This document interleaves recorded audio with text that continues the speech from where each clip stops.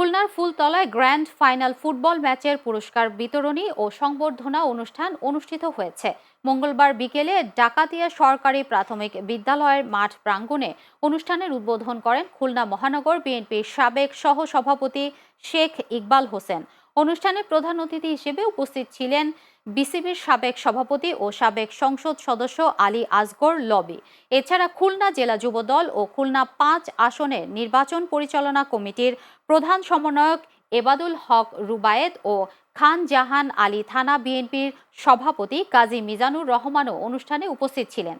সন্ধ্যায় অনুষ্ঠান শেষে স্থানীয় বীর মুক্তিযোদ্ধাদের সম্মাননা স্মারক প্রদান এবং খেলায় রানার্স আপ ও চ্যাম্পিয়নদের পুরস্কার তুলে দেন বিসিবির সাবেক সভাপতি আলী আসগর লবি।